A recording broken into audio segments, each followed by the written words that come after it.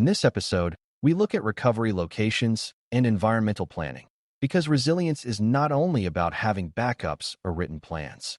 An organization also needs to think about where people and systems will operate if the normal location becomes unavailable. A fire, flood, power failure, extended outage, major storm, construction accident, or regional emergency can make a building unusable even when the data itself is still safe. Resilience sites give the organization a place to continue or restore operations when the primary site cannot support the business. The main site types you need to understand are hot sites, warm sites, and cold sites. Each one represents a different balance between speed, cost, and readiness. None is automatically best in every situation. The right choice depends on how quickly the organization needs to recover, how much downtime it can tolerate, how much it can spend, and which functions are most critical. Before we continue, a quick note. This audio course is part of our companion study series. The first book is a detailed study guide that explains the exam and helps you prepare for it with confidence. The second is a Kindle-only ebook with 1,000 flashcards you can use on your mobile device or Kindle for quick review. You can find both at Cyber.Me in the Bare Metal Study Guide series. A hot site is the most ready of the common recovery site options. It is a location that is already equipped with the systems, connectivity, power, facilities, and often current or near-current data needed to resume operations quickly. You can picture a hot site as a recovery environment that is waiting for the organization to shift work to it.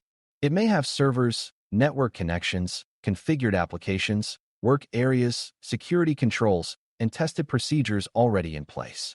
Because it is so ready, it is usually the fastest option for recovery. That speed comes at a high cost. Maintaining a hot site means paying for equipment, space, connections, support, licensing, monitoring, testing, and ongoing synchronization.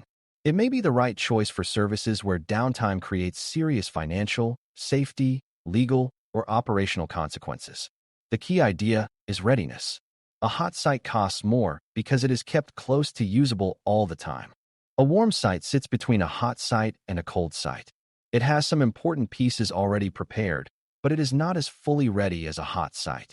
A warm site may have space, power, network connectivity, basic hardware, and some pre-configured systems, but it may still require data restoration, final configuration, application updates, staffing steps, or equipment setup before full operations can resume.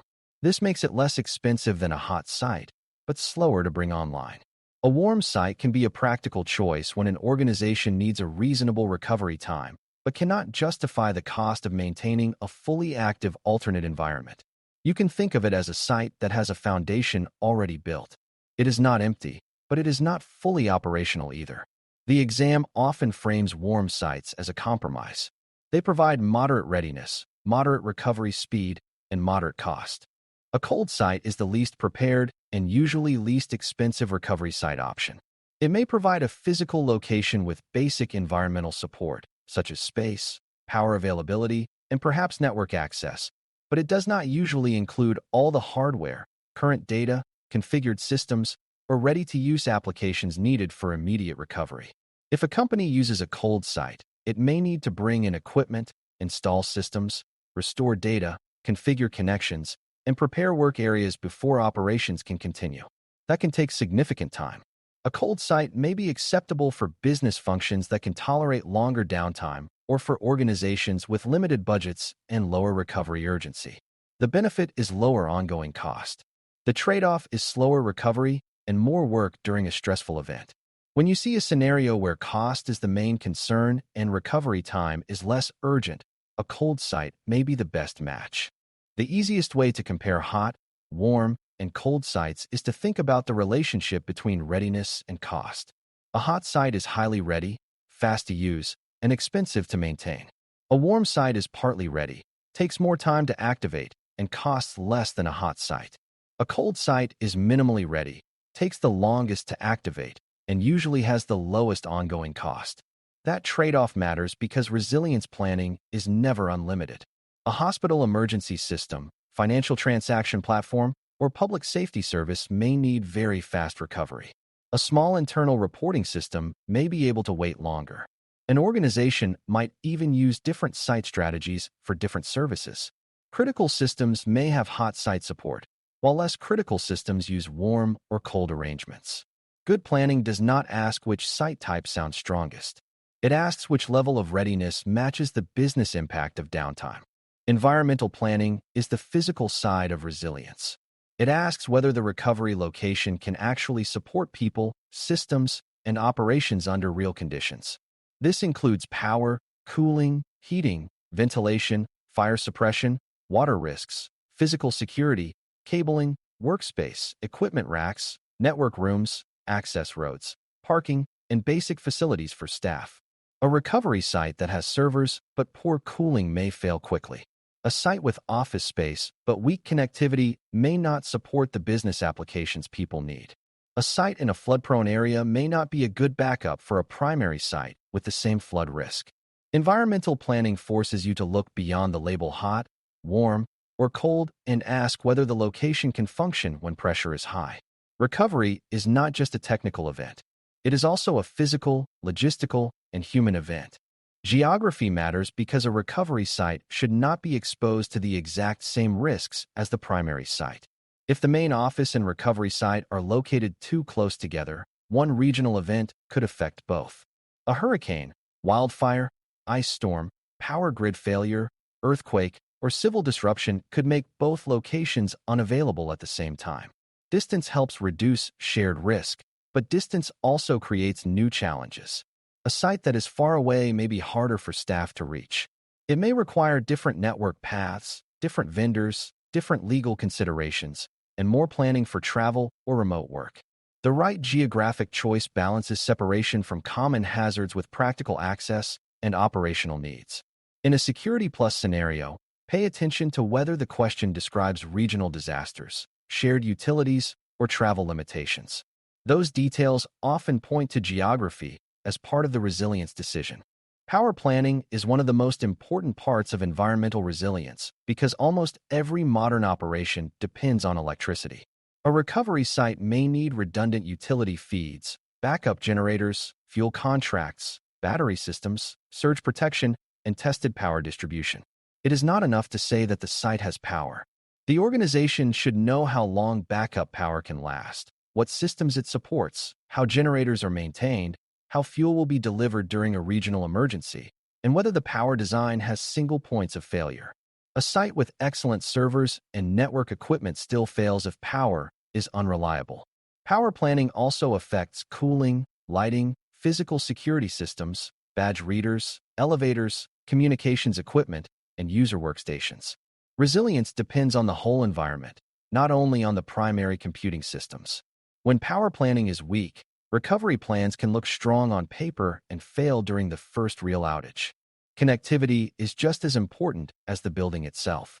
A recovery location needs reliable ways to connect users, applications, partners, cloud services, data centers, and remote workers.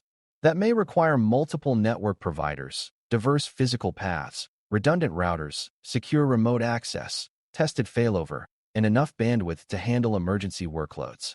A site that works during a small test may struggle when many users suddenly connect at once. Bandwidth, latency, routing, authentication, and security monitoring all matter.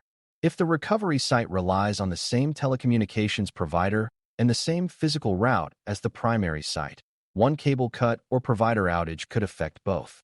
Connectivity planning should also account for voice communications, incident coordination, vendor support, and access to cloud-based services.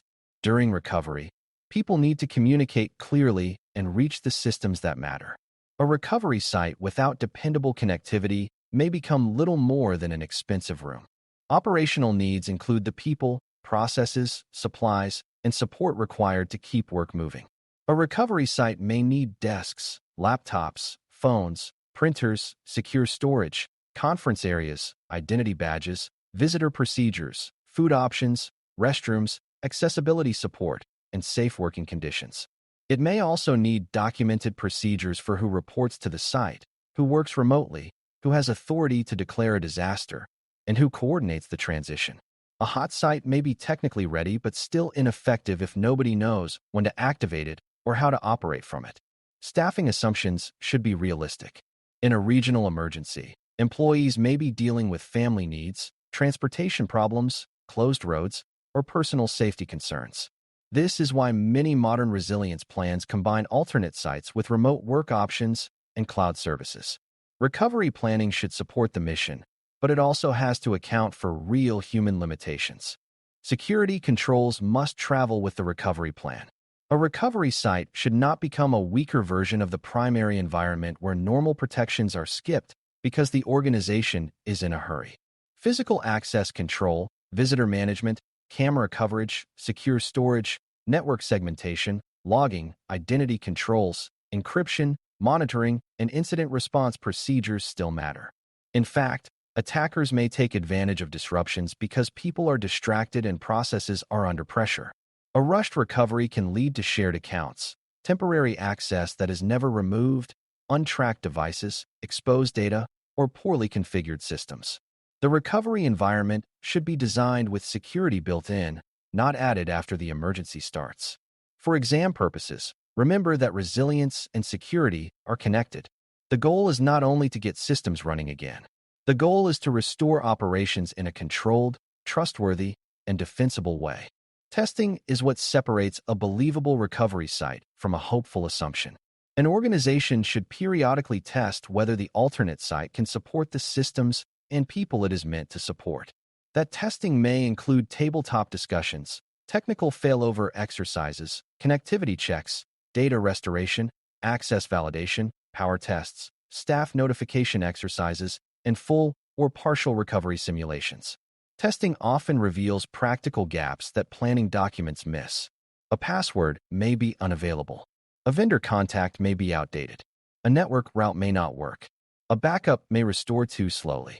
A generator may not support the expected load. A badge system may not include the right staff. Finding those issues during a test is much better than discovering them during a real emergency. Testing also helps leaders understand the difference between having a site on paper and having a site that can actually carry the business through disruption. Cost should be understood as more than the price of the building. A hot site may require duplicate infrastructure, software licensing, continuous data replication, technical staff, physical security, monitoring, and regular testing. A warm site may require less ongoing expense, but still needs enough investment to remain usable. A cold site may look inexpensive until the organization realizes how long it would take to acquire equipment, restore data, configure systems, and move people into place during a crisis. There is also the cost of downtime.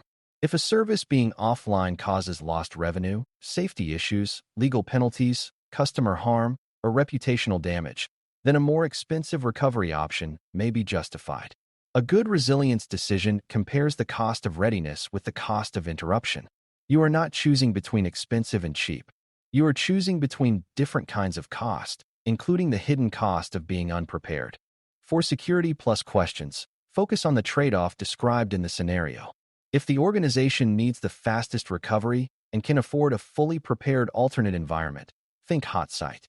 If the organization needs a balanced option with some systems and infrastructure prepared, but not everything fully live, think warm site. If the organization mainly needs a basic location and can tolerate a longer recovery period, think cold site. If the question mentions regional disasters, think about geographic separation. If it mentions power, cooling, fire suppression, access roads, or workspace, think environmental planning. If it mentions multiple carriers or network paths, think connectivity resilience. If it mentions staff, procedures, and operational continuity, think beyond servers and consider the full working environment. Exam scenarios often hide the answer in the business requirement. Match the site type to the recovery urgency, budget, and readiness level described. The larger lesson is that resilience sites are practical tools for keeping an organization alive during disruption. A hot site gives speed and readiness at a high cost. A warm site gives a middle path with some preparation and some activation work still required. A cold site gives basic space and lower ongoing cost, but recovery will take longer and demand more effort during the event. Environmental planning makes sure the site can support real operations, including power, cooling, connectivity, geography, security, and people. A recovery location is not useful simply because it exists. It is useful when it matches business priorities, avoids shared risks, can be activated under pressure, and has been tested before it is needed. When you understand those trade-offs, you can read resilience questions with more confidence and choose the answer that fits the actual recovery need. Thanks for listening. For more audio courses, daily newsletters, and more, please visit DailyCyber.News.